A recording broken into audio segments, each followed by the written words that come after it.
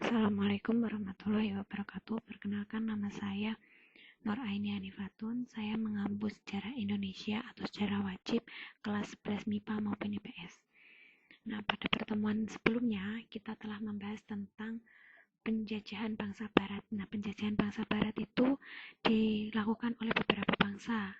Salah satunya seperti Portugis, Spanyol, Belanda, dan Inggris. Portugis dan Spanyol telah kita bahas di materi sebelumnya, di mana kemarin sudah dijelaskan bahwa Portugis pertama kali datang ke Indonesia melalui jalur Selat Malaka dan Spanyol melewati Filipina. Hingga pada akhirnya kedua bangsa ini bertemu di Pulau Maluku. Portugis kemudian bersekutu dengan Ternate, sedangkan Spanyol bersekutu dengan Tidore. Peperangan antara dua kubu ini membuat Spanyol harus meninggalkan Maluku. Kekalahan Spanyol ditandai dengan adanya perjanjian Saragossa, dan itu berarti Portugis juga menjadi penguasa tunggal di Pulau Maluku. Hingga pada suatu ketika datanglah bangsa Barat yang lain yang sama keinginannya untuk menguasai rempah-rempah di Nusantara.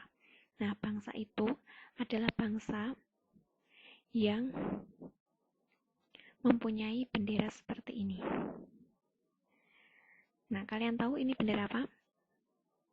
Nah, ini adalah bendera Belanda. Nah, pada kesempatan kali ini, pada pembelajaran kali ini, kita akan belajar tentang penjajahan bangsa Belanda di Indonesia.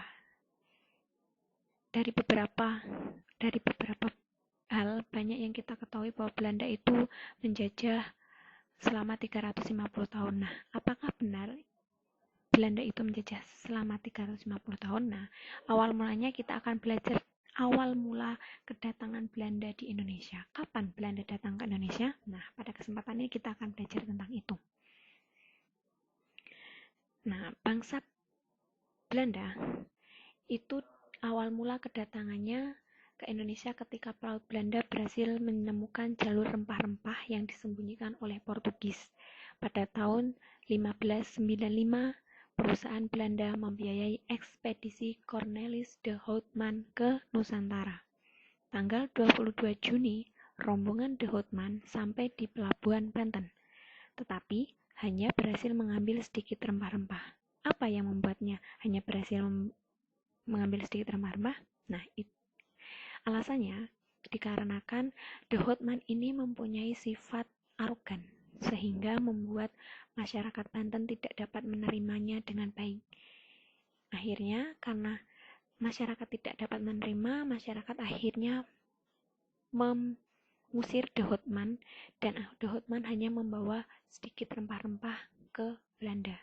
Tetapi perjalanan de Houtman ternyata tidak hanya sia-sia, karena perjalanan de Houtman ini akhirnya nanti akan membuka jalan dari ekspedisi-ekspedisi Belanda selanjutnya. Lalu ekspedisi yang kedua dilanjutkan oleh siapa? Nah, ekspedisi yang kedua ini selanjutnya dilanjutkan oleh J.C. Van Eyck. Nah, dilanjutkan dari tahun 1564 sampai 1638. Berbeda dengan ekspedisi yang pertama, di ekspedisi kedua ini masyarakat Banten menyambut baik kedatangan mereka. Kenapa? Karena Van Eyck ini memiliki sifat yang tidak seperti de Houtman yang arogan tadi. Van Eyck ini sifatnya lebih dapat diterima oleh masyarakat Banten waktu itu. Di ekspedisi ini, Van Eyck berhasil membawa banyak rempah-rempah, sehingga membuat Van Eyck memiliki rencana baik untuk pemerintahan Belanda. Sebelum kembali ke Belanda, Van Eyck memerintahkan sebagian kapal untuk berlayar ke Pulau Maluku di bawah pimpinan Wilburn van Wartjeek. Awalnya, mereka sampai ke Ambon, tapi di Ambon mereka hanya mendapatkan sedikit rempah-rempah. Sehingga mereka akhirnya berlayar kembali melanjutkan ke Pulau Ternate dan Banda, di mana di pulau itu masih dikuasai oleh orang-orang Portugis waktu itu. Di kedua pulau ini Belanda disambut baik. Kenapa di Belanda disambut baik? Alasannya karena waktu itu di Ternate sedang terjadi monopoli perdagangan yang dilakukan oleh bangsa Portugis. Sedangkan orang-orang Ternate tidak suka dengan monopoli tersebut. Nah, untuk mengusir bangsa Portugis, akhirnya orang-orang Ternate ini bekerja sama atau menyambut baik kedatangan Belanda. Karena apa? Karena diharapkan Belanda dapat membantu mengusir orang-orang Portugis ini dari tanah Ternate, sehingga Belanda dan Ternate menjadi sekutu untuk mengusir Portugis. Apakah itu berhasil? Nah,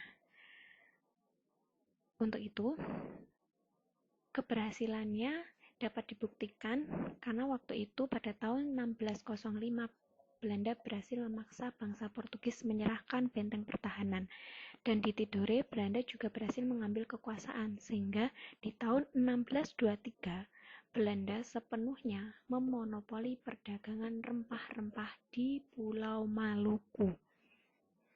Nah, setelah dikuasai oleh Belanda, apakah selesai monopoli perdagangannya? Ataukah sistem baru yang akan dilakukan oleh pemerintahan Belanda waktu itu? Nah, pada kesempatan selanjutnya kita akan membahas hal itu. Apa yang dibuat oleh Belanda? Nanti di kesempatan selanjutnya apa yang dilakukan oleh Belanda, kita nanti akan belajar tentang apa itu perusahaan company milik Belanda atau yang biasa disebut dengan VOC. Nah, itu kita pelajari pada pertemuan selanjutnya. Nah, dari sini kira-kira apa yang dapat kita ambil atau kesimpulan apa yang dapat kita ambil? Apakah pemerintah Belanda ini membantu Indonesia pada akhirnya? Ataukah pemerintah Belanda ini semakin menginjak-injak pemerintahan Indonesia? Nah, kesimpulannya bisa ditarik kesimpulan, ada yang bisa. Nah, kesimpulan yang bisa ditarik salah satunya seperti ini. Belanda datang ke Indonesia setelah ada ekspedisi yang dilakukan oleh Cornelis de Houtman. Ekspedisi ini membuka awal penjajahan Belanda di Indonesia. Belanda juga berhasil mengusir Portugis dari Pulau Maluku dan menggantikan monopoli perdagangan di pulau tersebut. Jadi, ketika itu Belanda adalah salah satu atau satu-satunya bangsa barat yang berhasil menguasai tanah Nusantara. Nah, itu kesimpulan yang bisa kita ambil. Kemudian, untuk menguji pemahaman kalian, ada beberapa pertanyaan yang harus kalian jawab. Di mana yang jawab? Kalian menjawab di kolom komentar. Ada berapa pertanyaan yang saya berikan? Ada 2 pertanyaan. Nanti kalian jawab dan nanti tulis kalian dari kelas berapa, namanya siapa, dan tulis jawabannya. Yang pertama, sebelum Belanda ada Portugis dan Spanyol yang menduduki Maluku. Dari kedua negara tersebut, siapa yang pertama kali meninggalkan Maluku? Apakah Portugis ataukah Spanyol? Nah, yang kedua, kenapa masyarakat Banten menyambut baik kedatangan Vanek? Padahal sebelumnya masyarakat Banten itu mengusir Cornelis de Houtman. Tapi kenapa ketika Vanek datang, mereka menyambut baik Vanek? Nah, pertanyaan ini silahkan kalian jawab di kolom komentar dengan menyertakan nama dan kelas dari masing-masing kalian. Begitu ya. Nah, dari pelajaran tadi kita bisa membuat suatu refleksi atau suatu kesimpulan. Kesimpulan atau hikmah apa yang bisa kita ambil? Ada yang bisa? Kalau ada yang bisa, boleh ditambahkan di kolom komentar apa refleksi yang bisa kita ambil dari pembelajaran tadi. Nah, refleksi atau hikmah yang bisa diambil, kalau menurut saya, yaitu kekuasaan atau politik adalah sebuah kekuasaan. Siapa yang menang, dialah sang penguasa. Ketika dia yang menang dalam suatu peperangan, akhirnya dialah yang akan menguasai daerah tersebut.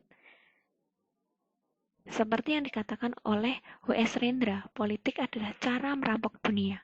Politik adalah cara menggulingkan kekuasaan untuk menikmati giliran berkuasa. Itu adalah kekuasaan atau dalam kata lain politik. Jadi, ketika itu kekuasaan Indonesia sudah menjadi kekuasaan pemerintahan atau bangsa Belanda. Seperti itu. Mungkin di pertemuan kali ini cukup sekian dari saya. Jika ada kurang dan lebihnya saya mohon maaf. Wabillahi taufik walhidayah. Wassalamualaikum warahmatullahi wabarakatuh.